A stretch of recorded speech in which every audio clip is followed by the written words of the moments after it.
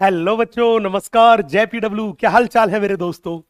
उम्मीद कर रहा हूं आप सभी बहुत अच्छे होंगे और बहुत अच्छे से पढ़ाई कर रहे होंगे। बिल्कुल इसी जोश और इसी जज्बे के साथ पढ़ाई करनी है। बिल्कुल जबरदस्त तरीके से आपको आपकी मंजिल मिलेगी, क्योंकि किसी ने बहुत अच्छी सी बात कही है कि मंजिल मिल ही जाएगी, भटकते ही सही। गुमराह तो वो है जो घर से निकला ही नहीं। तो हम घर से भी निकल गए हैं, पढ़ाई भी कर रहे हैं, तो मंजिल तो मिलेगी ही। यस। तो इसी जोश के साथ हम शुरू करते हैं अपना अगला लेक्चर। याद करो, पिछले लेक्चर में हमने कॉकरोच के बारे में बेसिक बात बता दी थी। कॉकरोच का पाचन तंत्र बता दिया था, कॉकरोच का श्वसन तंत्र बता दिया था। अब उससे आगे की कहानी बात करेंगे, मतलब कॉकरोच के परिसंचरण तंत्र के बारे में बात करेंगे, कॉकरोच के उत्सर्जन तंत्र के बारे में बात करेंगे, कॉकरोच जो था उसके तंत्रिका तंत्र के बारे में बात करेंगे, कॉकरोच के प्रजनन तंत्र के बारे में बात करेंगे। तो ये सारी की सारी बातें करते हैं। अभी बड़े ध्यान से, बड़े इत्मीनान से देखिएगा। तो सबसे पहले हम शुरू करते हैं कॉकरोच का परिसंचरण तंत्र। बच्चे, आपको एक बात पता है कि कॉकरोच जो है वो फाइलम आर्थ्रोपोडा का सदस्य है। कॉकरोच कौन से फाइलम का सदस्य है? कॉकरोच फाइलम आर्थ्रोपोडा का सदस्य है। और फाइलम आर्थ्रोपोडा में खुला परिसंचरण पाया जाता है। कैसा परिसंचरण तंत्र होता है बेटा? खुला परिसंचरण तंत्र होता है। मतलब यहां पे रक्त जो होता है वो शरीर की गुहा में भरा होता है, देह गुहा में भरा होता है। और वो रुधिर गुहा जो था, उस रुधिर गुहा में रक्त भरा होता है। और रक्त से भरी हुई उस गुहा को अपन बोलते हैं हीमोसील। क्या बोलते हैं? हीमोसील। हीमोसील। और ऐसे जंतु जिनमें खुला परिसंचरण तंत्र होता है उनमें रक्त वाहिनियां जो होती है वो कम विकसित होती है। हमें बंद परिसंचरण तंत्र होता है, हमारी रक्त वाहिनियां अधिक विकसित होती है, पूर्णतः विकसित होती है। जिनमें खुला परिसंचरण होगा उनमें रक्त वाहिनियां कम विकसित होगी। और रक्त जिस गुहा में भरा होगा उस गुहा को बोलेंगे रुधिर गुहा, या इसी गुहा का मेरे बच्चे दूसरा नाम जो होगा, इसी गुहा का मेरे बच्चे दूसरा नाम जो होगा वो दूसरा नाम होगा हीमोसील। इसी गुहा का दूसरा नाम होगा हीमोसील। बोला सर ठीक है। अब याद करो, मैंने आपको बताया था कि कॉकरोच के शरीर के जितने भी अंग हैं वो अंग सब इस रक्त के संपर्क में होते हैं। मतलब वो इस रुधिर गुहा हीमोसील में स्थित होते हैं। अब कॉकरोच के रक्त में कोई श्वसन वर्णक नहीं होता, इसलिए रक्त जो था वो था रंगहीन। और उस रंगहीन रक्त को बोलते हैं रुधिर लसिका या हीमोफील। रुधिर लसिका या हीमोफील। तो जब भी बोले रुधिर लसिका या हीमोलिम्फ की क्या कहानी, तो मैंने कहा कि ये अपने पास है रंगहीन रक्त। ये मेरे पास रंगहीन रक्त है, इसमें श्वसन वर्णक नहीं होता। अब कॉकरोच के रक्त में श्वसन वर्णक नहीं होता, इसीलिए रक्त श्वसन में भाग नहीं लेता। तो यह है रंगहीन रक्त। क्यों है रंगहीन? क्यों है रंगहीन? तो मैंने बोला क्योंकि रक्त में श्वसन वर्णक, क्योंकि रक्त में श्वसन वर्णक अनुपस्थित होता है। रक्त में श्वसन वर्णक अनुपस्थित होता है। अरे जब रक्त में श्वसन वर्णक ही नहीं होता तो जब तक श्वसन वर्णक नहीं होगा, हमारे रक्त में श्वसन वर्णक क्या है? हीमोग्लोबिन। उसी से तो ऑक्सीजन जुड़ती है, तभी तो पूरे शरीर में जा पाती है। जब इसके रक्त में श्वसन वर्णक नहीं है तो कहने का मतलब रक्त जो था वो रक्त कभी भी श्वसन में भाग नहीं लेता। तो रक्त रंगीन है। क्यों? क्योंकि रक्त में श्वसन वर्णक नहीं है और इसलिए रक्त श्वसन में भाग नहीं लेता। रक्त श्वसन में भाग नहीं लेता। रक्त श्वसन में भाग नहीं लेता। बहुत बहुत इंपॉर्टेंट, बहुत बहुत जबरदस्त बात है। बोलेगा सर ठीक है। अब एक बात बताऊं, कॉकरोच में खुला परिसंचरण तंत्र है तो क्या कॉकरोच में दिल भी होता है? हाँ भैया, दिल तो धड़कता है, क्योंकि जब दिल धड़केगा तभी तो शरीर में रक्त पंप होगा। तो यस, कॉकरोच में हृदय पाया जाता है। हृदय पाया जाता है। पूछेगा हृदय जो था कॉकरोच का वो कैसा होता है? बेटा, कॉकरोच का हृदय जो था वो एक लंबा पेशीय नलिकाकार हृदय है। तो हमने बोला हृदय कैसा है? हमने बोला लंबा पेशिये पेशिये तथा नलिकाकार तथा नलिकाकार तथा नलिकाकार हृदय, लंबा पेशिये तथा नलिकाकार हृदय होता है। बोला सर ठीक है। सर एक बात और बताओ, क्या आपने बोला हृदय लंबा पेशिये तथा नलिकाकार है, हाँ कौन सी सतह पे? बेटा हम कोर्डेटा के सदस्य में दिल होता है वो आगे की तरफ होता है, इस सतह को बोलते हैं अधर सतह। नॉन कोर्डेटा में दिल होता है वो पीछे की तरफ होता है, इसे बोलते हैं पृष्ठ सतह। मतलब अगर हमें किसी लड़की को प्रपोज करना है तो हम दिल ऐसे निकाल के देते हैं कि नहीं देते, लेकिन अगर नॉन कोर्डेटा का सदस्य प्रपोज करेगा अपनी प्रेमिका को तो ऐसे जैसे पीछे से तलवार निकालते ऐसे दिल को निकालेगा और फिर कहेगा वुड बी माई चमक चल लो, वो ऐसे करेगा। क्यों? क्योंकि दिल कौन सी सतह पे? पृष्ठ सतह पर। तो जब भी बोले बताओ कॉकरोच किसका सदस्य, हमने बोला नॉन कोर्डेटा का, तो इसमें हृदय कहां? हमने बोला पृष्ठ सतह पर स्थित, पृष्ठ सतह पर स्थित। इसका हृदय जो था वो पृष्ठ सतह पर स्थित होता है। पूछेगा सर जैसे हमारे दिल में कितने कक्ष है, चैम्बर है 4, तो कॉकरोच के हृदय में कितने चैम्बर? हमने बोला कॉकरोच के हृदय में देखोगे तो कॉकरोच के हृदय में जब भी बात करोगे तो कॉकरोच के हृदय में अपने पास कितने चैम्बर? हमने कहा कॉकरोच के हृदय में टोटल मिला के 13 कक्षीय हृदय, 13 चैम्बर, 13 कक्षीय हृदय। कॉकरोच के हृदय में 13 कक्ष है, 13 चैम्बर है। बोला सर ठीक है।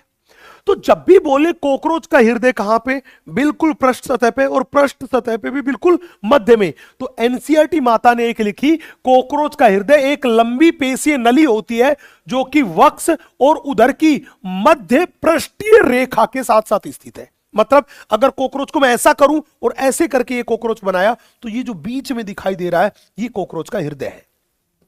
कॉकरोच में ये शरीर का कौन सा भाग? हमने बोला ये शरीर का अग्रभाग। कॉकरोच में ये जो है ये शरीर का अग्रभाग। ये वाला जो है ये कॉकरोच के शरीर का कौन सा भाग? हमने बोला ये कॉकरोच के शरीर का कौन सा भाग?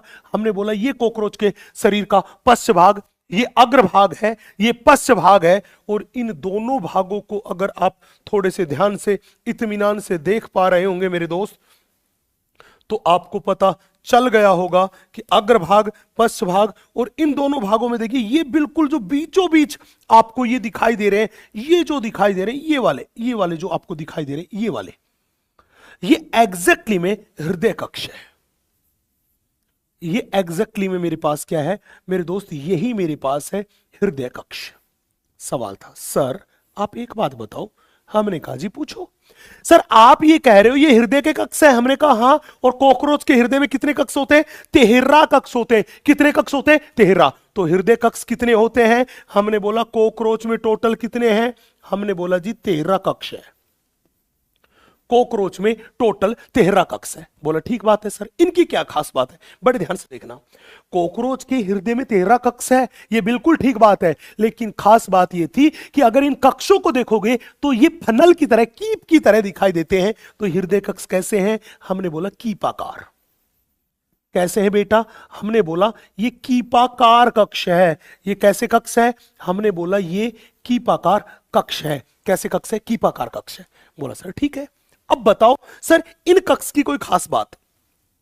बेटा अगर कॉकरोच के हृदय के इन कक्ष को देखोगे तो प्रत्येक कक्ष पर एक जोड़ी छिद्र पाए जाते हैं जिन्हें बोलते हैं ओस्टिया। तो हमने बोला प्रत्येक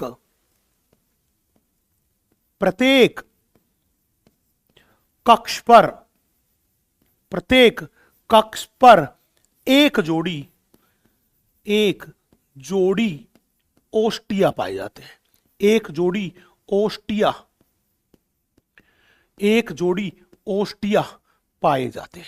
तो प्रत्येक कक्ष पर एक जोड़ी ओस्टिया पाए जाते हैं। पूछेगा सर आप एक बताओ ये कक्ष जो थे ये कैसे दिखाई देते? बड़े ध्यान से देखना, मैं हृदय के कक्ष बनाने की कोशिश करता हूं। हमने बोला कि मान लीजिए हृदय का ये कोई कक्ष है, ये लीजिए एक कक्ष,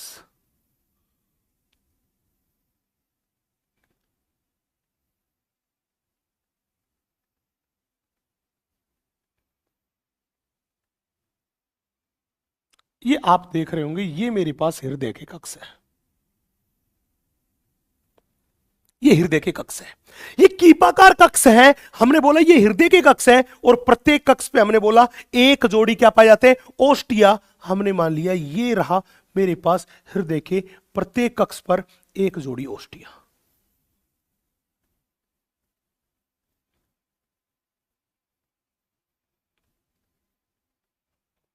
ये एक जोड़ी ओष्टिया। हमने बोला जब भी कोई कहे ये क्या है, हमने बोला भैया ये जो हमने गुलाबी रंग से आपके सामने बनाए, एग्जैक्टली में यही मेरे पास ओष्टिया है, यही मेरे पास ओष्टिया है, यही मेरे पास ओष्टिया है। चले भैया, अब पूछेगा सर ठीक बात है, ये ओष्टिया है, इन ओष्टिया की क्या कहानी है? बेटा याद करो, हमने बोला हृदय के चारों तरफ अगर इस वाले भाग को आप बड़े इत्मीनान से देखेंगे तो यहां पे ये जो भरा होता है ये रक्त भरा होता है। क्या भरा होता है? रक्त भरा होता है। तो रक्त जो हृदय के अंदर एंटर करता है वो किसके द्वारा करता है? ओष्टिया के द्वारा। तो मैंने बोला कि हीमोसील से हृदय में रक्त ओष्टिया के द्वारा प्रवेश करता है। तो मैंने बोला कि हीमोसील से ओष्टिया के द्वारा रक्त, ओष्टिया के द्वारा रक्त हार्ट में प्रवेश करता है, प्रवेश करता है। ये लीजिए, बोलो गुरुजी ठीक है। मतलब बाहर से अगर हृदय के अंदर रक्त जाएगा तो वो रक्त इन्हीं ओष्टिया के द्वारा जाएगा, इन्हीं ओष्टिया के द्वारा जाएगा। ये लीजिए, इन्हीं के द्वारा अंदर रक्त प्रवेश करेगा, अंदर रक्त प्रवेश करेगा।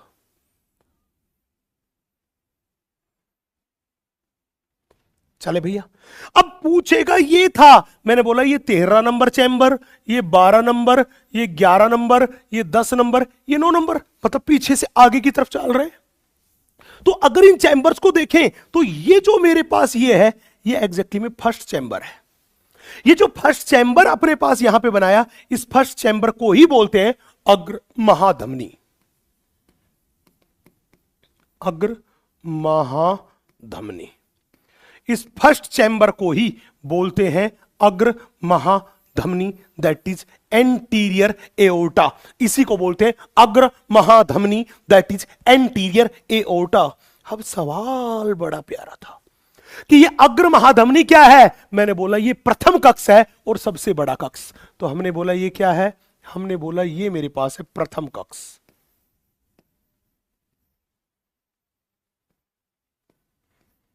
दूसरा ये मेरे पास क्या है? सबसे लंबा कक्ष।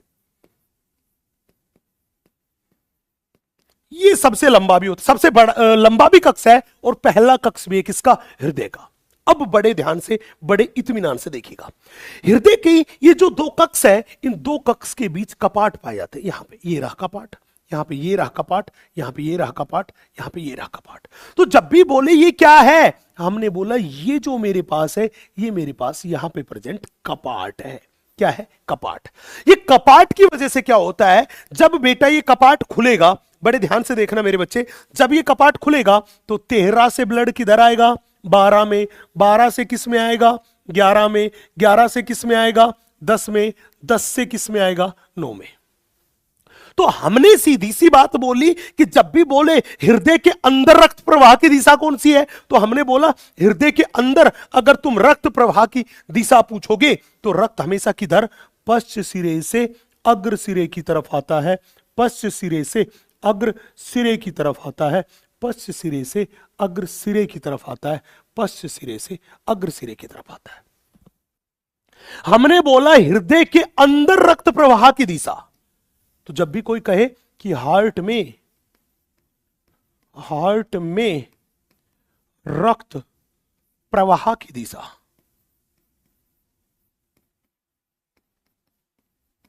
हार्ट में रक्त प्रवाह की दिशा, तो हार्ट के अंदर रक्त कहां गया? पश्च से अग्र सिरे की तरफ। तो हमने बोला पश्च भाग से से अग्रभाग की तरफ।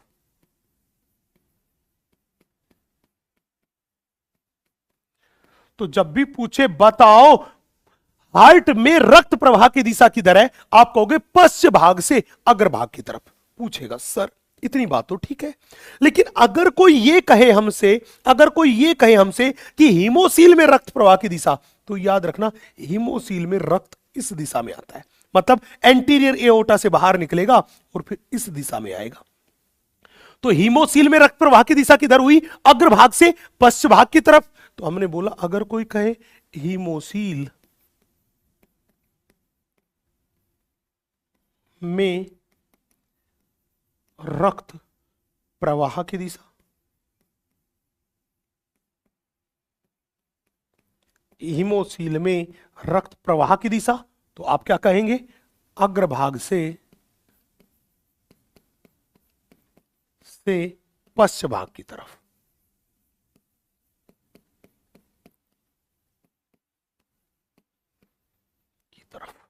पूछेगा सर ठीक है। गुरुजी एक बात, अंतिम बात और बता दो। हमने कहा रे पूछ रहे मेरे रसगुल्ले, पूछ अंतिम बात क्या पूछ रहा है।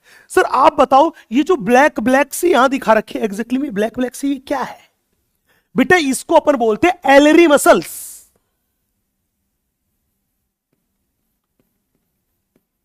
इसी को बोलते हैं एलरी मसल्स, एलरी पेशी। याद रखना कॉकरोच में ये जो एलरी मसल्स है, ये एलरी मसल्स होती बेटा 12 जोड़ी।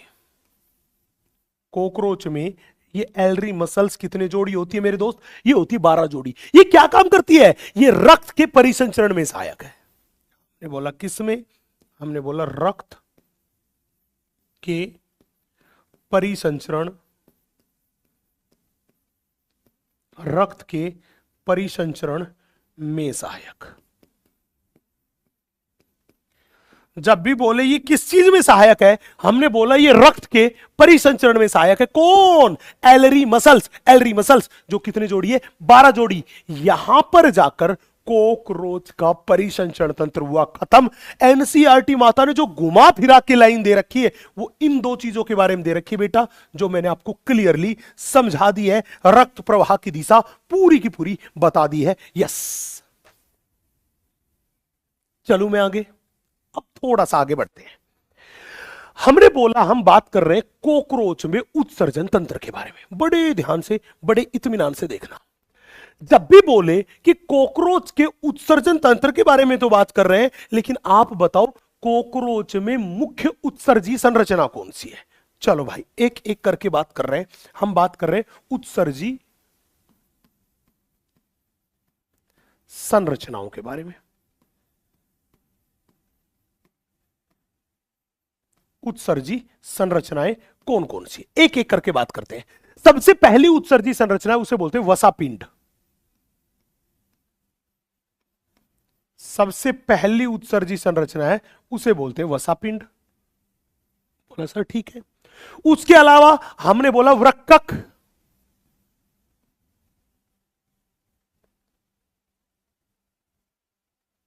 दैट इज नेफ्रोसाइट जिसे बोलते हैं।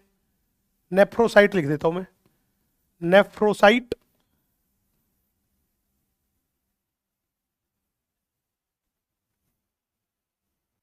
अपने पास अगली कौन सी है, हमने बोला यूरिकोज ग्रंथि। बोला अगली कौन सी है, हमारे पास है मेल्पिगियन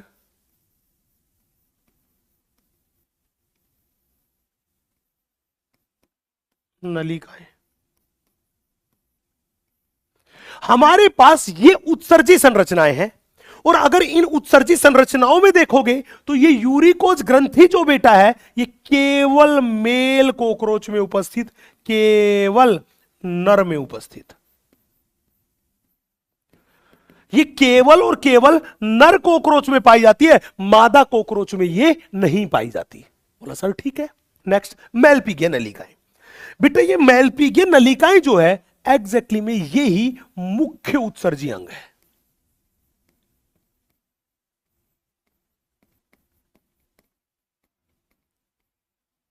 तो जब भी बोले कॉकरोच में उत्सर्जन के लिए संरचनाएं आप कहोगे कई सारी होती है, लेकिन मुख्य उत्सर्जी अंग कौन है? मेलपीगियन नलिकाएं। पूछेगा सर आप एक बात बताओ, अगर कोई हमसे कहे कि कॉकरोच का उत्सर्जी पदार्थ, अगर कोई कहे कॉकरोच का उत्सर्जी पदार्थ क्या है, हमने सोचा कॉकरोच का उत्सर्जी पदार्थ क्या है, तो याद रखना कॉकरोच का उत्सर्जी पदार्थ है वो है यूरिक अम्ल। कॉकरोच का उत्सर्जी पदार्थ जो है मेरे बेटा वो है यूरिक अम्ल। और आपको पता है ऐसे जंतु जो यूरिक अम्ल का उत्सर्जन करते हैं उन्हें बोलते हैं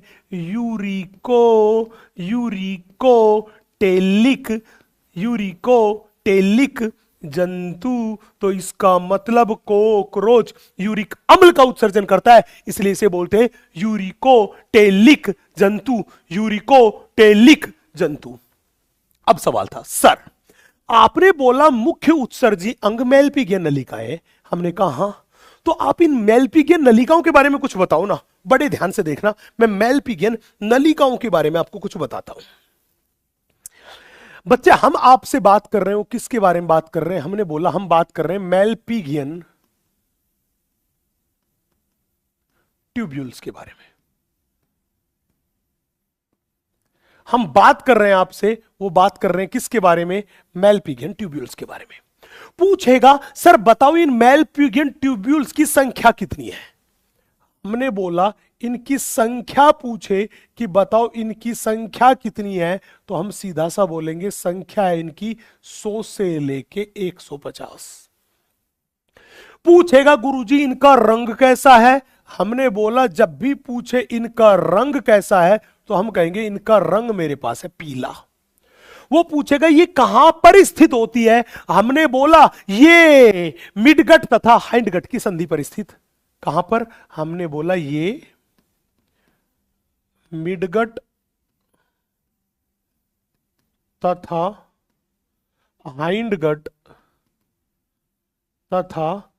हाइंडगट की संधि पर स्थित,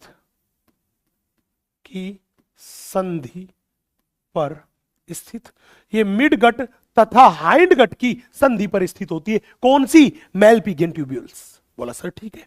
बोला गुरुजी अगर एक मेलपीगियन ट्यूब्यूल को बाहर निकाल लें, ये मान लीजिए मेरे पास एक मेलपीगियन ट्यूब्यूल है।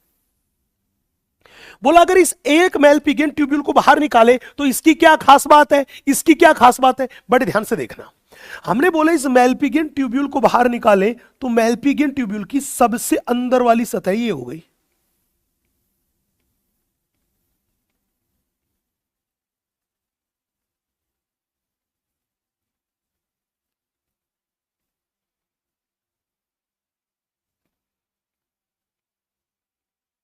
ये मेलपीगियन ट्यूब्यूल की सबसे अंदर वाली सतह हो गई। बोला हाँ। और इस अंदर वाली सतह जो थी इसकी जो कोशिकाएं हैं वो कोशिकाओं पर सीलिया पाए जाते हैं। क्या पाए जाते हैं कोशिकाओं के ऊपर? सीलिया पाए जाते हैं, सीलिया पाए जाते हैं, सीलिया पाए जाते हैं। तो हमने बोला ये मेरे पास है ग्रंथिल तथा रोमाभी कोशिकाएं। ये मेरे पास है ग्रंथिल तथा रोमाभी कोशिकाएं। तो ये सफेद रंग वाली जो कोशिकाएं जो दिखाई दे रही है ये मेरे पास क्या है? ग्रंथिल तथा रोमाभी कोशिकाएं।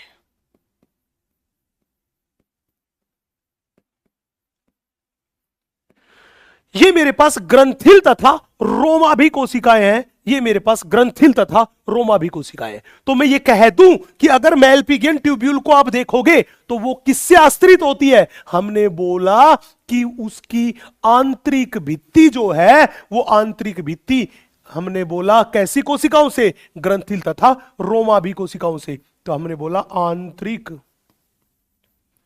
भित्ति, आंतरिक भित्ति ग्रंथिल तथा रोमाभी कोशिकाओं से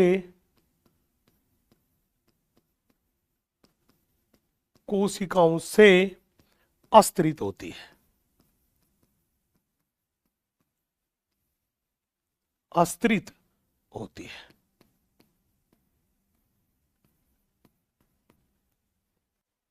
चलिए, बोला गुरुजी आप एक बात बताओ, ये मेलपिगियन ट्यूब्यूल क्या काम करती है?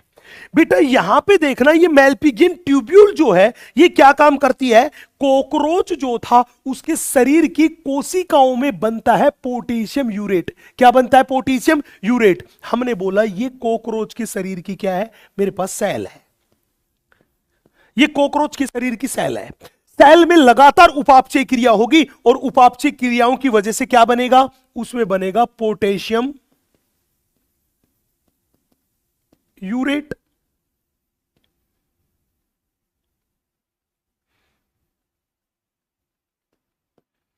उसमें बनेगा पोटेशियम यूरेट बनेगा। पूछेगा गुरुजी ये पोटेशियम यूरेट कहां बना?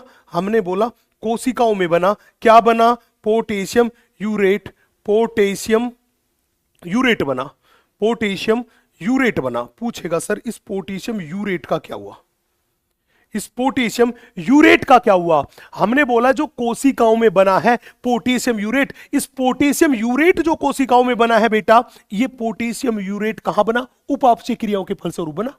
तो पोटेशियम यूरेट का क्या हुआ? निर्माण। किसके अंदर? कोशिकाओं के अंदर। अब क्या किया? इन कोशिकाओं से ये पोटेशियम यूरेट जो था ये हीमोलिम्फ में मुक्त हुआ। हीमोलिम्फ में मुक्त हुआ तो हमने बोला कहां पर? हमने बोला हीमोलिम्फ में मुक्त हुआ। ये कहां मुक्त हुआ? हमने बोला ये पोटेशियम यूरेट जो था ये हीमोलिम्फ में मुक्त हुआ। ये लीजिए मैं इस पोटेशियम यूरेट को शॉर्ट में लिख देता हूं PU, जो कि हीमोलिम्फ में मुक्त हो गया। अब क्या हुआ? ये मेलपिगियन ट्यूब्यूल जो थी ये इस हीमोलिम्फ से इस पोटेशियम यूरेट को करती है अवशोषित। तो इसका क्या हुआ? इसका हुआ अपने पास अवशोषण। इसका क्या हुआ? अपने पास अवशोषण। जब इसने पोटेशियम यूरेट को अवशोषित किया और अवशोषित करके इस मेलपिगियन ट्यूब्यूल ने पोटेशियम यूरेट को किस में बदल दिया? यूरिक अम्ल में बदल दिया। किस में बदल दिया? यूरिक अम्ल में बदल दिया। तो हमने बोला यहां पर निर्माण किसका हुआ? यहां पर निर्माण हुआ यूरिक अम्ल का। तो ध्यान रखना, जब भी बोले क्या कॉकरोच की कोशिकाओं में यूरिक अम्ल बनता है, आप कहोगे नहीं, कोशिकाओं में तो पोटेशियम यूरेट बनता है। उस पोटेशियम यूरेट को यूरिक अम्ल में कौन बनती है? Malpighian tubule. तो हमने बोला ये पोटेशियम यूरेट को यूरिक अम्ल में बदलती है, अम्ल में बदलती है। पोटेशियम यूरेट को किसमें बदलती है? यूरिक अम्ल में बदलती है। और फिर इस यूरिक अम्ल का बड़ी आंत्र द्वारा क्या हुआ? निष्कासन। बड़ी आंत्र दैट इज हाइंड गट के द्वारा क्या हुआ? निष्कासन। और फिर हमने बोला हाइंड गट द्वारा निष्कासन।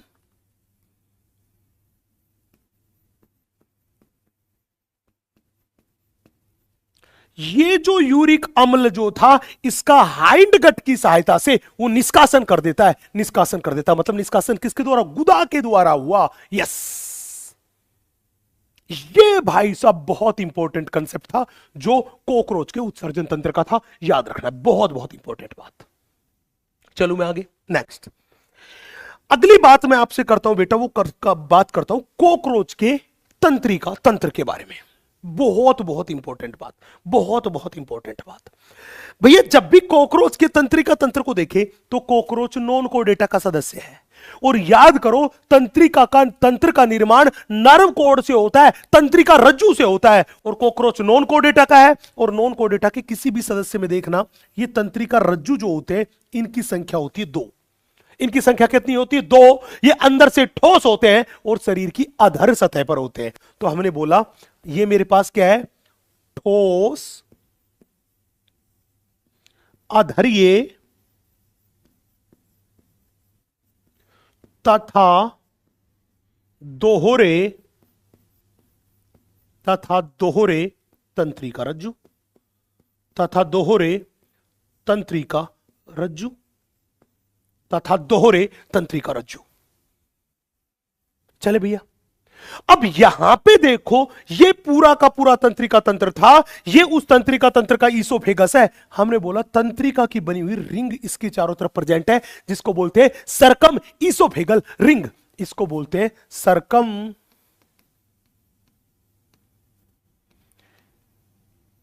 Oesophageal, circumoesophageal ring, circumoesophageal ring. ये सरकम ईसोफेगल रिंग है। इस सरकम ईसोफेगल रिंग के ऊपर की साइड देखिए, ये दिख रहा है, इसको बोलते हैं, ऊपर वाले को बोलते हैं सुप्रा ईसोफेगल गैंग्लिया। क्या बोलते हैं इसको? इसको बोलते हैं बेटा सुप्रा ईसोफेगल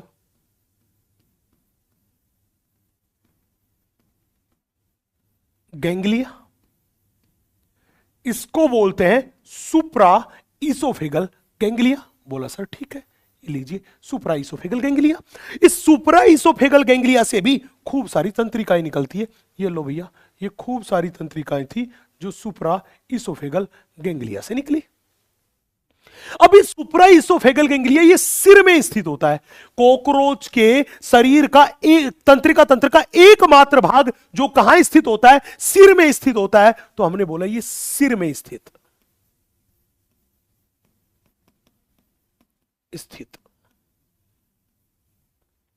बाकी कॉकरोच के तंत्रिका तंत्र का अधिकांश भाग शरीर की अधर सतह पर स्थित होता है। यही भाग कहां स्थित होता है? सिर में। यह सिर में स्थित होता है और इसे ब्रेन कहते हैं। इसे ब्रेन कहते हैं। इसी भाग को क्या बोलते हैं मेरे बच्चे? ब्रेन कहते हैं। बोला सर ठीक है। अब पूछेगा ये ब्रेन जो था, इससे ये जो तंत्रिका निकल रही है ये कहां जाती है? तो मैंने बोला इसकी तंत्रिकाएं जो है वो आंखों में तथा एंटीना में जाती है। तो हमने बोला इसकी तंत्रिकाएं, इसकी तंत्रिकाएं नेत्रों तथा एंटीना में जाती है। इन दो जगह पे जाती है इसकी तंत्रिकाएं। बोला सर ठीक है। अब पूछेगा सर आप बताओ ये सफेद वाला क्या है? बेटा एग्जैक्टली में ये वक्षीय भाग में पाए जाने वाले गैंग्लिया है। तो हमने बोला ये क्या है? मेरे पास इनकी संख्या 3, ये मेरे पास है 3 वक्षीय गैंग्लिया।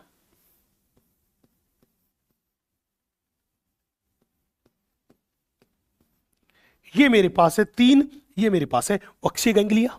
ये पूछेगा पीले रंग वाले क्या है? हमने बोला इनकी टोटल संख्या मेरे पास 6 है। ये 6 मेरे पास उदरीय गैंग्लिया है।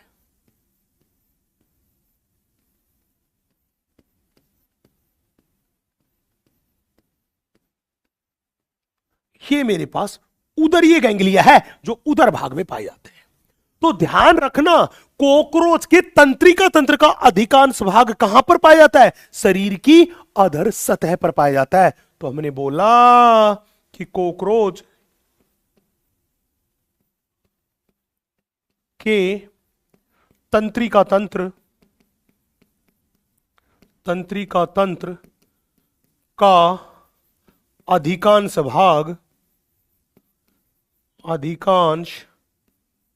भाग शरीर की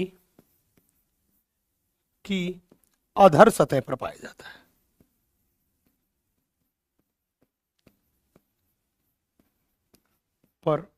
जाता है।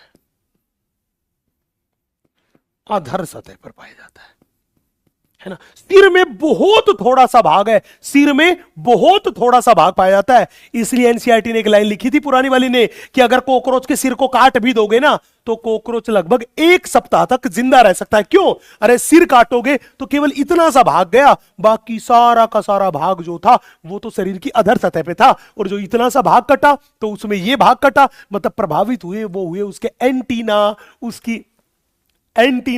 उसके नेत्र, ये वाला भाग कट के गया, मुंडी काटी तो बाकी शरीर की क्रिया जो थी वो चलती रहेगी, क्योंकि तंत्रिका तंत्र का ये भाग जो था ये शरीर की अधर सतह पर स्थित था। चलू मैं, बहुत प्यारा सवाल है, नीट में आ चुका है कि अगर कॉकरोच के सिर को काट दिया जाए तो भी वो लगभग 1 सप्ताह तक, 7 दिनों तक जिंदा रहता है। क्यों? तो आप कहोगे क्योंकि सिर में तंत्रिका तंत्र का बहुत थोड़ा सा भाग स्थित होता है, उसके तंत्रिका तंत्र का अधिकांश भाग शरीर की अधर सतह पर स्थित होता है, इसलिए कॉकरोच लगभग 7 दिनों तक जिंदा रह सकता है। यस, ये कहानी कॉकरोच के तंत्रिका तंत्र की है। चले हम थोड़ा आगे बढ़ते हैं। कॉकरोच के तंत्रिका तंत्र की कहानी के बाद मैं अगली कहानी जो आपसे बात कर रहा हूं मेरे दोस्त, वो बात कर रहा हूं कॉकरोच के जनन तंत्र की। आपको एक बात पता है कि कॉकरोच जो है वो फाइलम आर्थ्रोपोडा का जंतु है, और आर्थ्रोपोडा के अधिकांश जंतु एक लिंगी होते हैं। ध्यान रखना, आपकी पुरानी वाली एनसीईआरटी, जो हिंदी वाली एनसीईआरटी है, उसने कॉकरोच को द्विलिंगी लिख रखा है, उसको सही कर लेना। कॉकरोच एक लिंगी होता है, मतलब नर अलग और मादा अलग। अब देखिए हमारे सामने ये कॉकरोच जो था, इस कॉकरोच के जनन तंत्र का एनसीईआरटी माता का डायग्राम लिया, बड़े ध्यान से देखना। हमने बोला जब भी कॉकरोच को देखोगे तो कॉकरोच में ये आपको सफेद रंग वाले दिखाई दे रहे होंगे। यस बच्चे, आपको कॉकरोच में ये सफेद रंग वाली संरचना ये वाली दिखाई दे रही होगी, ये वाली संरचना हुई, ये वाली संरचना हुई। एग्जैक्टली में ये कॉकरोच में एक जोड़ी वृषण है, और आपको पता है वृषण जो होते हैं वो जगह होती है जहां पे किसका निर्माण होता है? शुक्राणुओं का। तो ये वृषण जो होते हैं ये कॉकरोच में कितने होते हैं बेटा? एक जोड़ी होते हैं, इनमें शुक्राणुओं का निर्माण होता है। और वृषण किस में होते हैं? उदर में। अगर कॉकरोच के उदर को देखोगे तो उसके उदर वाले भाग में 4 से 6 नंबर जो खंड थे उनकी पार्श्व सतह पर पाए जाते हैं। सवाल पूछेगा कॉकरोच में वृषण कहां है, तो आप कहोगे कॉकरोच के उदर वाले भाग में 4 से 6 जो नंबर खंड थे उनकी पार्श्व सतह पर पाए जाते हैं एक जोड़ी वृषण। चले भैया, अब देखो हर एक वृषण से यह हरे रंग की नलिका निकल के आ रही, ये वाली नलिका पर ध्यान दीजिए। इस नलिका को बोलते हैं शुक्रवाहिनी। क्या बोलते हैं? शुक्रवाहिनी। ये शुक्रवाहिनी क्या काम करती है? ये शुक्रवाहिनी इस वृषण के अंदर जो बेटा शुक्राणु बन रहे हैं, उन शुक्राणुओं को वृषण से इस शुक्राशय में लेके आती है। तो जब भी बोले शुक्रवाहिनी क्या काम करती है? शुक्राणुओं का परिवहन करती है। कहां से लेकर आती है? वृषण से लेकर आती है। किसके अंदर लेके आती है? शुक्राशय में लेकर आती है। चले, अब एनसीईआरटी माता ने, मैंने तो इस डायग्राम में काले रंग का शुक्राशय बना दिया, लेकिन एनसीईआरटी ने दे नहीं रखा। क्यों? क्योंकि ये शुक्राशय जो था, ये शुक्राशय इस मशरूम ग्रंथि से ढका हुआ होता है। किससे ढका हुआ होता है? मशरूम ग्रंथि से। ये मशरूम ग्रंथि क्यों बोला बेटा? ये मशरूम जैसी दिखाई देती है, इसलिए इस ग्रंथि को बोलते हैं मशरूम ग्रंथि। इस मशरूम ग्रंथि में 2 प्रकार की नलिका है, एक तो छोटी नलिका और दूसरी लंबी नलिका। छोटी नलिका तो ये वाली अंदर की साइड वाली, बाहर की साइड वाली ये जो सफेद रंग की दिखाई दे रही है, ये है लंबी नलिका। इन 2 प्रकार की नलिकाओं से मिलकर बनती है मशरूम ग्रंथि। और ये मशरूम ग्रंथि वो ग्रंथि थी जो जनन में सहायता करती है, इसलिए इसे सहायक जनन ग्रंथि कहते हैं। पूछेगा सर एक बात बताओ, नर में मशरूम ग्रंथि पाई जाती है? हां, और इस मशरूम ग्रंथि से ही क्या ढका होता है? शुक्राशय। शुक्राशय किससे ढका होता है? मशरूम ग्रंथि से ढका होता है। मशरूम ग्रंथि कौन से खंड में पाई जाती है बेटा? उदर के 6 तथा 7 नंबर खंड में पाई जाती है। उदर के 6th and 7th उदरीय खंड में स्थित होती है। कौन? मशरूम ग्रंथि। चले भैया, अब याद देखना, मशरूम ग्रंथि से ढका होता है ये काले रंग वाला शुक्राशय। तो जब भी बोले शुक्राशय किससे घिरा है, आप कहोगे मशरूम ग्रंथि से घिरा है। और ये शुक्राशय क्या काम करता है बेटा? वृषण में शुक्राणु बने थे, शुक्रवाहिनी शुक्राणुओं को शुक्राशय में लेके आई, और शुक्राशय में शुक्राणुओं का संग्रहण होता है। शुक्राणुओं का क्या होता है? संग्रहण। अब ये जो शुक्राशय था, इससे कुछ चिपचिपा पदार्थ निकलता है। क्या निकलता है? चिपचिपा पदार्थ। और उस चिपचिपे पदार्थ की वजह से ये बहुत सारे शुक्राणु जो थे वो आपस में चिपक जाते हैं। चिपचिपे पदार्थ की वजह से बहुत सारे शुक्राणु जो थे वो ऐसे आपस में चिपक गए। ये जो चिपक गए, ये चिपक के शुक्राणुओं का एक बंडल बन गया, शुक्राणुओं का एक गुच्छा बन गया। इसे ही बोलते शुक्राणुधर। इसे ही अपन बोलते हैं शुक्राणुधर। इसे ही अपन बोलते हैं शुक्राणुधर। तो जब भी बोले बताओ शुक्राणुओं का संग्रहण कौन करता है? शुक्राशय करता है। मेल कॉकरोच में तो शुक्राणुओं का संग्रहण शुक्राशय में होता है, लेकिन हम मनुष्य में कभी भी शुक्राणुओं का संग्रहण शुक्राशय में नहीं होता। शुक्राशय में शुक्राणुओं का संग्रहण होता है, और ये शुक्राणु वहां चिपक कर एक बंडल का निर्माण करते हैं, जिसे बोलते हैं शुक्राणुधर या स्पर्मेटोफोर। बोला ठीक है। अब यहां पे देखो इस मशरूम ग्रंथि के ऊपर ये गुलाबी रंग की एक ग्रंथि दिखाई दे रही होगी, इस ग्रंथि को अपन बोलते हैं फैलिक ग्रंथि। क्या बोलते हैं? फैलिक ग्रंथि। क्या बोलते हैं? फैलिक ग्रंथि। बड़े ध्यान से देखना, हमने बोला इस फैलिक ग्रंथि से ये नीले रंग की नलिका निकल के आई। कौन सी निकल के आई? नीले रंग की नलिका। और ये जो नीले रंग की नलिका यहां पे निकल के आई बेटा, इस नीले रंग की नलिका को बोलते हैं फैलिक नलिका। यहां पे आप देखो इस शुक्राशय से ये पीले रंग की नलिका निकल के आई, जिसको हमने कह दिया स्खलन नलिका। ये स्खलन नलिका कहां से निकलती है? ये शुक्राशय से निकलती है। और इस स्खलन नलिका का जो छिद्र है उसी को बोलते हैं नर जनन छिद्र। तो जब भी बोले नर जनन छिद्र किसको बोलते हैं, तो आप कहोगे स्खलन नलिका के छिद्र को बोलते हैं नर जनन छिद्र। यहां पे देखो ये दिखाई दे रहे गुदालू, जो कि उदर के 10वें खंड की पृष्ठ सतह पर पाए जाते हैं, नर मादा में दोनों में पाए जाते हैं। और यहां पे गुदाशूक, ये मेरे पास है नर मैथुनांग, ये मेरे पास है नर मैथुनांग, ये मेरे पास है नर मैथुनांग, ये मेरे पास है नर मैथुनांग। चले इस नर मैथुनांग में ही आप देखोगे ये नर मैथुनांग है, इसके बगल में ये रहा, ये कूट सीसन है, और ये मेरे पास है टीटीलेटर्स। बेटा ये नाम आपको याद रखने हैं, इसके अलावा और कोई भी चीज एग्जाम में नहीं पूछी जाएगी। ये सीधी सीधी बात पूछी जाएगी, मशरूम ग्रंथि कौन से खंड में स्थित है, पूछेगा शुक्राणुधर का निर्माण कहां पे होता है, शुक्राणु कौन से उदरीय खंड में स्थित है, बस ये सीधी सीधी बात पूछी जाएगी, इसके अलावा कुछ भी नहीं आएगा। बड़े ध्यान से इस डायग्राम की तरफ देखिएगा, बड़े ध्यान से इस डायग्राम की तरफ देखिएगा, हर एक वर्ड ये डायग्राम खुद बोल उठेगा। और अगर पुरानी वाली एनसीईआरटी की रीडिंग करोगे तो भी एक एक कंसेप्ट यहां से क्लियर होगा। यस, चले तो नर जनन तंत्र की पूरी कहानी क्या हुई क्लियर। अब हम थोड़ा सा आगे बढ़ते हैं, हम आपसे बात करते हैं बेटा, वो बात करते हैं मादा जनन तंत्र के बारे में। बड़े ध्यान से देखना बच्चे, अगर हम इस मादा जनन तंत्र को देखें तो बड़े ध्यान से देखो, इस मादा जनन तंत्र को देखें तो याद करो मादा में भी एक जोड़ी अंडाशय पाए जाते हैं। क्या पाए जाते हैं? फीमेल जो है उस फीमेल में भी एक जोड़ी अंडाशय पाए जाते हैं। आप देखो ये पीले रंग के जो दिखा रखे ये वाले, ये अंडाशय है। तो अंडाशय कितने जोड़ी होते हैं? एक जोड़ी। और अंडाशय वो जगह है जहां पर अंडे का मादा युग्मक का निर्माण होता है, वो जगह क्या? अंडाशय। अब पूछेगा सर शुक्राणुओं का निर्माण हुआ था वृषण में, और वृषण कहां थे? उदर में 4 से लेके 6ठे खंड की पार्श्व सतह पर। आप बताओ अंडाशय कहां स्थित है? बेटा अंडाशय जो है वो वृषण की तुलना में ज्यादा लंबे होते हैं। ये उदर के 2 से लेके 6 सेकंड से लेके 6ठे खंड की पार्श्व सतह पर स्थित होते हैं। बोला सर ठीक है। अब गुरुजी एक बात बताओ, अगर हम हर एक अंडाशय को देखो तो अब देखो ये अपने पास अंडाशय है, हर एक अंडाशय को देखो, हर एक अंडाशय के अंदर पाई जाती है अंडाशय नलिका। एक अंडाशय में टोटल मिला के 8 अंडाशय नलिकाएं पाई जाती है। एक अंडाशय में कितनी पाई जाती है? प्रत्येक अंडाशय में 8 अंडाशयी नलिकाएं पाई जाती है। और अगर इन नलिकाओं को देखो तो इन नलिकाओं में ये देखो लाल लाल रंग की मैंने बना रखी, इनमें क्या है? ये परिवर्धनशील अंडे हैं जो कि एक लाइन में कतार के रूप में पाए जाते हैं। तो हमने बोला कि ये मेरे पास है परिवर्धनशील अंडे की श्रृंखला। तो ये लाल वाली क्या है? परिवर्धनशील अंडे की श्रृंखला। तो आई रिपीट, एक जोड़ी अंडाशय होते हैं, कहां होते हैं? उदरीय भाग के 2 से लेके 6ठे खंड की पार्श्व सतह पर होते हैं। प्रत्येक अंडाशय में 8 अंडाशय नलिका होती है, और अंडाशय नलिका के अंदर परिवर्धनशील अंडों की क्या पाई जाती है? कतारें पाई जाती है। 8 अंडाशय नलिका इसमें और 8 अंडाशय नलिका इसमें, मतलब दोनों में कुल मिला के कितनी हुई? 16 नलिकाएं। अब क्या हुआ? हर एक अंडाशय से एक नलिका निकलती है जिसे बोलते हैं अंडवाहिनी।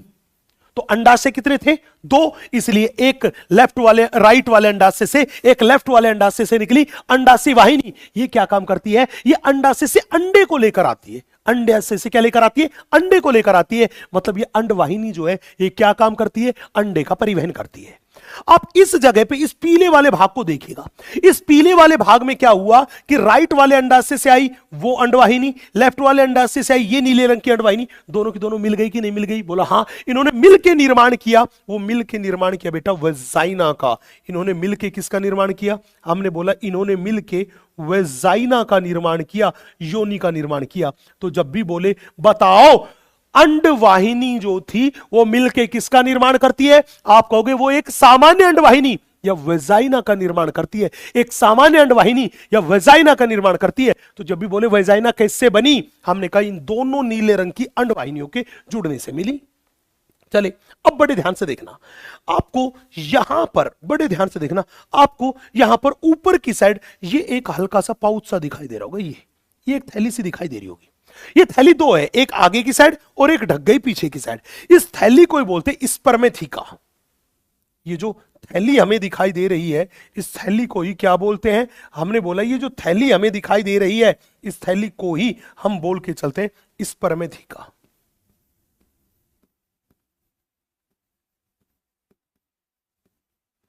इस थैली को ही क्या बोल के चलते हैं भैया? इस थैली को ही बोल के चलते हैं अपन स्पर्मेथिका। पूछेगा ये स्पर्मेथिका की संख्या कितनी? दो। एक तो ये दिखाई दे रहा है और एक इसके पीछे, तो स्पर्मेथिका की संख्या कितनी है? दो। मतलब स्पर्मेथिका एक जोड़ी होते हैं। पूछेगा ये स्पर्मेथिका कहां पर पाए जाते हैं? बेटा ये छठे उदरीय खंड में स्थित होते हैं। स्पर्मेथिका केवल और केवल फीमेल में पाए जाते हैं। कौन से खंड में? छठे उदरीय खंड में स्थित होते हैं। पूछेगा सर इन स्पर्मेथिका का क्या कार्य है? बेटा जब मेल फीमेल के साथ मैथुन करेगा तो मेल के शरीर से जो शुक्राणु धर आएंगे, शुक्राणु आएंगे, वो शुक्राणु आके कहां संग्रहित हो जाएंगे? इस स्पर्मेथिका में संग्रहित हो जाएंगे। तो मैं कहूं कि स्पर्मेथिका क्या काम करता है? ये शुक्राणुओं का संग्रहण करने का काम करता है, स्पर्म का संग्रहण करता है। अब पूछेगा भाई साहब ये जो भाग आपको दिखाई दे रहा है, बड़े ध्यान से बड़े इत्मीनान से देखना मेरे बच्चे, ये जो भाग आपको दिखाई दे रहा है, ये वाला भाग एग्जैक्टली में ये ही मादा जनन कोष्ठ है। यही क्या है? मादा जनन कोष्ठ। अब मादा जनन कोष्ठ के अग्रभाग में मैंने बोला था कितने द्वार हैं? 3 द्वार हैं। कितने द्वार हैं? 3 द्वार हैं। कौन से? एक तो ये पीली वाले द्वार खुलेगा जिसको हमने बोला था वजाइना, हमने बोला। एक तो ये पीले वाला द्वार खुलेगा जिसको हमने बोला था वजाइना। एक ये स्पर्मेथिका का द्वार खुलेगा और तीसरा हमने बोला ये द्वार खुल गया कोलेटेरियल ग्लैंड का। तो ये 3 द्वार कहां खुलते हैं? हमने बोला मादा जनन कोष्ठ के अग्रभाग में खुलते हैं 3 द्वार। किसका द्वार? वेजाइना का, दैट इज मादा जनन छिद्र का द्वार, स्पर्मेथिका का द्वार, और ये जो शाख पेड़ की शाखाओं की तरह दिखाई दे रही फुलझड़ी के पतंगों से उड़ रही है, ये है कोलेटेरियल ग्रंथि। इस कोलेटेरियल ग्रंथि जो है ये अपने पास 2 है, एक तो राइट साइड में और एक लेफ्ट में। मतलब ये एक जोड़ी है और ये दोनों मिलके एक ही छिद्र के द्वारा खुलती है जिसे बोलते हैं कोलेटेरियल छिद्र। उसके द्वारा कोलेटेरियल ग्रंथि का छिद्र इसके द्वारा खुलती है। पूछेगा सर आप बताओ ये कोलेटेरियल ग्रंथि क्या काम करती है? बेटा जब अंडे का निषेचन हो जाता है तो उन निषेचित अंडों के चारों तरफ एक प्रोटीन का बना हुआ आवरण बनाती है और उस प्रोटीन के बने हुए आवरण को बोलते हैं ऊथिका। तो जब भी बोले कोलेटेरियल ग्रंथि क्या काम करती है तो आप कहोगे निषेचित अंडे के चारों तरफ ऊथिका का निर्माण करती है। इसलिए मैंने शॉर्ट में लिख दिया कि इसका काम है ऊथिका का निर्माण करना, ऊथिका का निर्माण करना। अब सवाल था गुरुजी ये बात हो गई मादा जनन तंत्र के बारे में, लेकिन सर एक बात बताओ ये ऊथिका था क्या? बड़े ध्यान से देखना, हमने बोला कि मादा जो थी उसके एक अंडाशय में 8 अंडाशय नलिका थी और हर अंडाशय नलिका में परिवर्धनशील अंडों की क्या थी? श्रृंखला, लाइन लगी पड़ी थी। तो इस अंडाशय में कितने अंडे बनेंगे? 8। इस अंडाशय में भी कितने बनेंगे? 8। मतलब एक बार में कितने अंडे बने? 16 अंडे बने। कितने बने? 16। अब वो 16 के 16 अंडे इस कोष्ठ में आ जाएंगे और कोष्ठ में आने के बाद उनका होगा निषेचन। उनका होगा निषेचन। उनका क्या होगा? निषेचन। तो निषेचन कहां होता है? मादा जनन कोष्ठ में होता है। मादा जनन कोष्ठ में होता है और निषेचन के बाद उन निषेचित अंडों के चारों तरफ आवरण बनाती है कौन? कोलेटेरियल ग्रंथि। और वो प्रोटीन का जो आवरण है उसे बोलते हैं अंड कवच या ऊथिका। तो बड़े ध्यान से देखना, पूछेगा कि ऊथिका क्या है तो मैंने बोला ये निषेचित अंडे का संपुट है। संपुट है जिसे बोलते अपन ऊथिका। पूछेगा कि साहब आप बताओ इस ऊथिका का रंग कैसा होता है? हमने बोला ये गहरे लाल से लेकर काले भूरे रंग का होता है। गहरे लाल से लेकर काले भूरे रंग का होता है। बोलो गुरुजी ठीक है। सर एक बात बताओ, एक ऊथिका को बाहर निकाल के देखें तो उसका साइज कितना होता है? बेटा ऊथिका जो है वो 8 mm लंबा होता है, 3/8 इंच का होता है। मतलब 8 mm लंबा होता है, 3/8 इंच का होता है, मतलब 8 mm लंबा होता है, 8 mm लंबा होता है। कौन? ऊथिका। बोला सर ठीक है। अब बताओ इस ऊथिका के अंदर क्या है? निषेचित अंडे।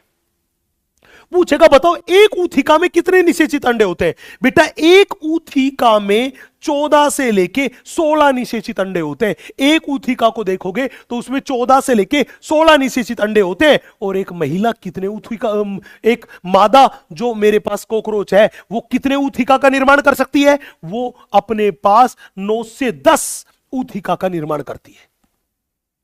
तो एक मादा कॉकरोच औसत कितने ऊथिका बनाती है? 9 से 10 ऊथिका बनाती है। और एक ऊथिका में कितने होते हैं? 14 से 16 अंडे होते हैं। पूछेगा सर अब क्या काम करेगी? जब मादा कॉकरोच ने ऊथिका बना लिए तो मादा कॉकरोच जो थी वो ऐसी जगह ढूंढेगी जहां पे भोजन खूब सारा है, थोड़ी सी नमी है, थोड़ा सा टेम्परेचर कम है। और ऐसी जगह कहां मिलेगी? या तो हमारे स्टोर रूम में, या दीवार में कहीं दरार पड़ी होगी उस जगह पे, या हमारे घर की नालियों वगैरह वाले रीजन में, वहां जाएगी और जाके इस ऊथिका को चिपका देगी। तो बिल्कुल यही तो बात यहां पे लिखी है, यही तो बात यहां पे लिखी है कि ये संपुट दरारों तथा आर्द्रता युक्त तथा भोजन वाले स्थानों पर चिपका दिए जाते हैं। चले तो सीधी याद रखनी है, ऊथिका का रंग बोरा गहरे लाल से लेकर काले भूरे रंग का होता है, आकार 3/8 इंच या 8 mm का होता है। एक मादा औसत कितने ऊथिका का निर्माण करती है? 9 से 10 ऊथिका का निर्माण करती है। वो पूछेगा बताओ एक ऊथिका में कितने अंडे होते हैं? आप सीधा सा जवाब दोगे कि एक ऊथिका में 14 से 16 अंडे होते हैं। बोला सर ठीक है। अब गुरुजी एक बात बताओ, जब अंडा फूटेगा, ऊथिका बाहर निकलेगा तो बाहर निकलेगा वो क्या निकलेगा? बड़े ध्यान से देखना। मतलब हम बात कर रहे हैं आपसे कॉकरोच में परिवर्धन के बारे में। बेटा जब भी कोई कहे कि बताओ कॉकरोच में परिवर्धन कैसा होता है, बहुत ध्यान से देखना, कॉकरोच में परिवर्धन कैसा होता है। हमने बोला इसमें होता है पोरो मेटाबोलस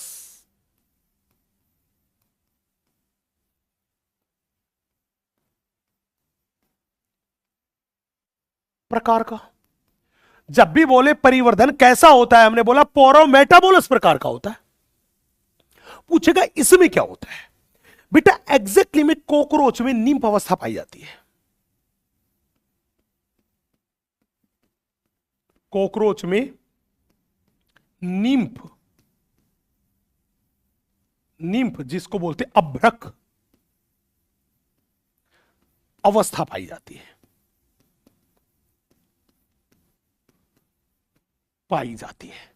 पूछेगा सर ये निम्फ अवस्था क्या होती है?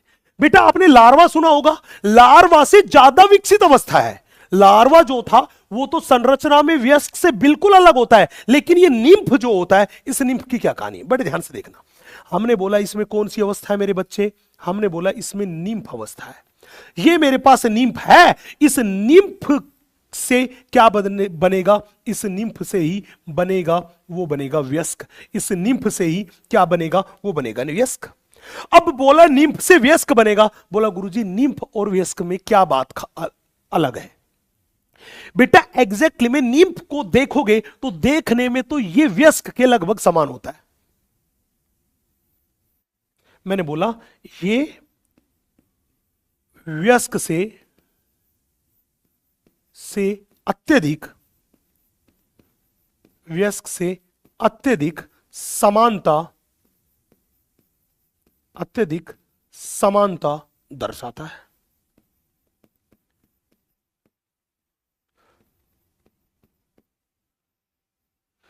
ये वयस्क से अत्यधिक समानता दर्शाता है। पूछेगा सर निम्फ वयस्क में कब बदलेगा? बेटा निम्फ वयस्क में बदलेगा, इसके लिए इस निम्फ में लगभग 13 निर्मोचन होगा। कितना निर्मोचन होगा? इसमें लगभग 13 निर्मोचन होंगे, तब ये वयस्क में बदलेगा। और निम्फ और वयस्क में सबसे खास बात क्या थी? वो खास बात ये थी कि ये निम्फ जो होता है इसमें पंख नहीं होते, इसमें पंख पाए जाते हैं। तो हमने बोला पंख उपस्थित, इसमें पंख जो होते हैं मेरे बच्चे, वो पंख पाए जाते हैं। दैट इज पंख क्या है? वो पंख उपस्थित है, पंख उपस्थित है। तो जब भी बोले बताओ कॉकरोच में पंख होते हैं, आप कहोगे हां, लेकिन वो कौन सी अवस्था में? केवल वयस्क अवस्था में। तो मैंने बोला पंख केवल वयस्क अवस्था में पाए जाते हैं। वयस्क अवस्था में पाए जाते हैं।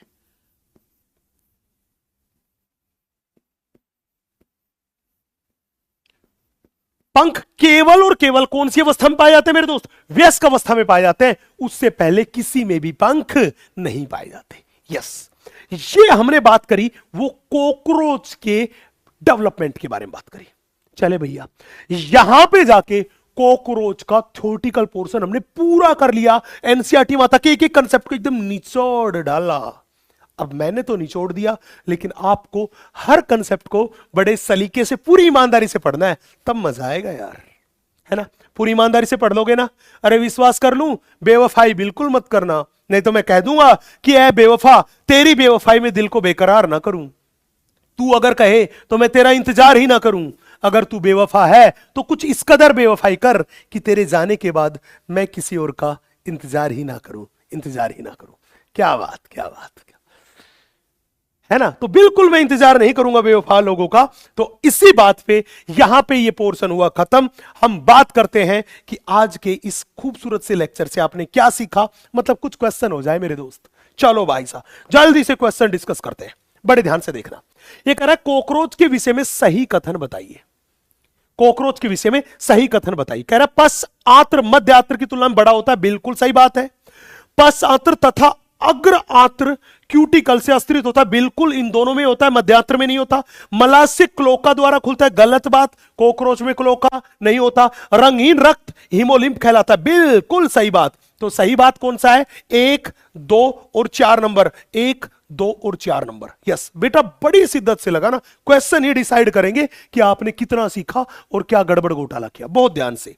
नेक्स्ट, अगला देखना, कॉकरोच में पाए जाने वाली मेलपीगियन नलिकाओं के बारे में कौन सी बात बतानी है? गलत बात। ये कह रहे बहुत हो गई सच्ची बात, अब करेंगे झूठी बात। झूठी बात बताओ। याद करो, मेलपीगियन नलिका वही थी जो उत्सर्जन में सहायता कर रही थी, और ये पोटेशियम यूरेट को किससे बदल रही थी? यूरिक अम्ल में। सुनो, ये नाइट्रोजनी अपशिष्ट उत्पादों को यूरिया में परिवर्तित करती है, जो पश्च आंत्र से उत्सर्जित होते हैं। बाकी सब बात तो सही है, लेकिन यूरिया नहीं होता, यूरिक अम्ल होता है। गलत बात। प्रत्येक नलिका ग्रंथिल व रोमाभी कोशिकाओं से रेखित होती है, बिल्कुल सही बात है। 100 से 150 अंध पीली नलिकाएं हैं जो मध्यांत्र तथा पश्चांत्र की संधि पर, बिल्कुल सही बात है। हीमोलिम्फ से यूरेट लवण को अवशोषित करती है, हां यूरेट को अवशोषित करेगी, पोटेशियम यूरेट को, और फिर उसे यूरिक अम्ल में बदलेगी। तो गलत बात कौन सी है मेरे बच्चे? पहली वाली। अगला सवाल लगाना, पोज करके पहले सवाल खुद लगाना है, फिर मेरा सॉल्यूशन देखना है। यस, चले आ जाओ। तो भाई ये कह रहा है गलत मिलान को बताइए, गलत बात कौन सी कर रहा है?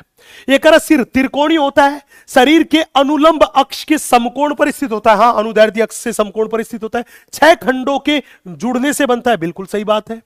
वक्ष 3 खंड युक्त होता है, प्रत्येक खंड पर 1 जोड़ी पैर तथा 1 जोड़ी पंख पाई जाती। गलत बात है। अरे प्रत्येक खंड पर 1 जोड़ी पांव तो होते हैं, लेकिन पंख तो वहां 2 जोड़ी होते हैं, जबकि खंड कितने थे? 3। गलत बात है। नर का उदर 10 खंड युक्त जनन प्रकोष्ठ उदर के पश्च भाग में स्थित होता है, हां जो पृष्ठ पर 9वें 10वें पृष्ठक से तथा अधर सतह पर 9वें अधरक से घिरा होता है, बिल्कुल सही बात है। मादा का उदर 10 खंड युक्त 7वां अधरक, हां नौकाकार, जो 9वें और 10वें अधरक के साथ मिलकर जनन प्रकोष्ठ का निर्माण करता है, बिल्कुल सही बात। तो गलत बात कौन सी है? सेकंड वाली बात है, वो एकदम गलत बात है, वो एकदम गलत बात है। इसी बात पे ये बड़ा प्यारा सा खूबसूरत सा सवाल, ये क्या कह रहा है? प्रत्येक वक्षीय खंड में 1 जोड़ी पैर पाए जाते हैं, ध्यानपूर्वक पढ़ लिए, बिल्कुल सही बात है। अग्र वक्ष पर 1 जोड़ी अग्रपंख स्थित होते, गलत बात है। वो तो या तो मध्य पे होते हैं या पश्च पे होते हैं, या तो मीजोथोरैक्स पे होते हैं या मेटा पे, प्रोथोरैक्स पे कुछ नहीं होता, गलत बात है। मादा की सेवंत अधरकांश नौकाकार होती, बिल्कुल सही बात है। प्रत्येक ऊथिका में 14 से 16 अंडे उपस्थित होते हैं, बिल्कुल 14-16 अंडे, और लिख लेना निषेचित अंडे पाए जाते हैं प्रत्येक ऊथिका में, बिल्कुल सही बात है। तो उपरोक्त कथनों में से कॉकरोच के संदर्भ में सही कौन से है? अरे सही कौन से? 3 सही है, बी वाले को छोड़ के, मतलब ए सी डी वाले हैं, ये एकदम सही है, ये एकदम सही है।